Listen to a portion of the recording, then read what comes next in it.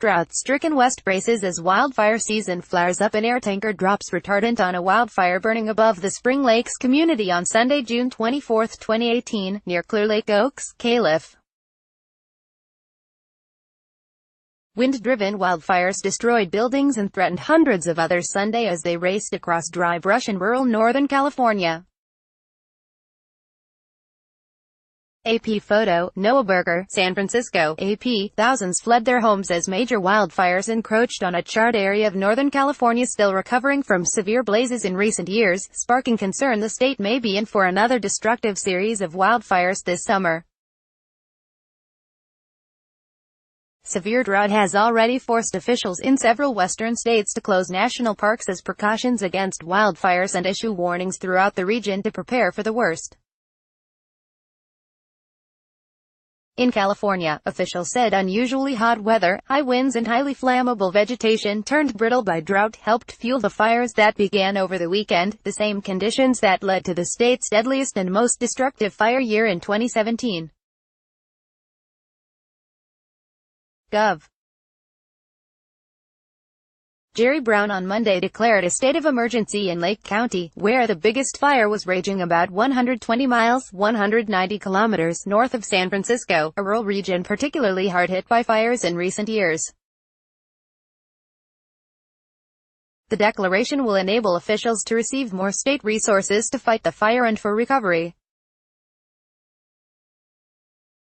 Jim Steele, an elected supervisor, said the county is impoverished and its firefighting equipment antiquated.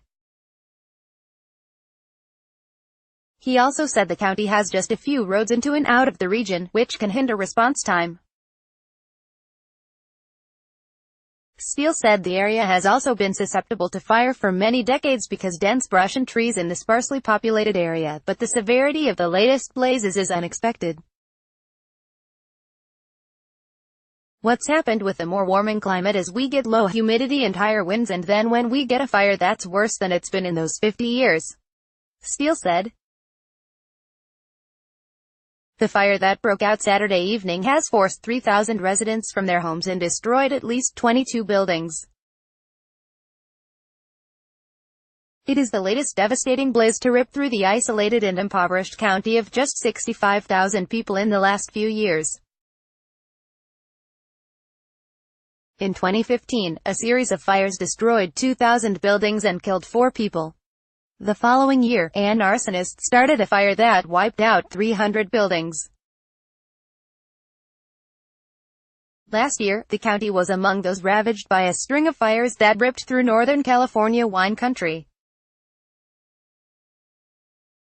I think we are all just so traumatized and overwhelmed with all these fires year after year. This whole community is at a breaking point, said Terry Gonsalves, 55, who evacuated her home around midnight Sunday. She put 4 goats into her truck after she looked out her back window and saw a big hill of flame.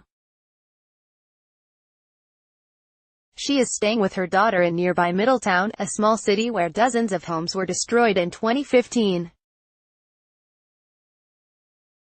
When this stuff happens, we rally around each other. Fire Battalion Chief Jonathan Cox said more than 230 firefighters were battling the Lake County fire in a rugged area that made it difficult to get equipment close to the blaze. A forestry scientist says it's difficult to forecast how severe California's wildfires will be this year, but said the drought-dried vegetation throughout the state is a bad omen. You have a lot of grass and it's dry and that's cause for concern, said Keith Gillis, the dean of the University of California, Berkeley's Department of Environmental Science. Authorities on Monday afternoon lifted evacuation orders in Tehama County, where 2 wildfires were burning. Multiple homes and businesses in the city of Red Bluff were destroyed. A Red Bluff police officer helping residents evacuate lost his home, authorities said. Red Bluff Police Lieutenant Matt Hansen said people had donated about $10,000 in cash along with furniture and clothing to the family as they search for a rental home. Residents also fled a wildfire in Shasta County.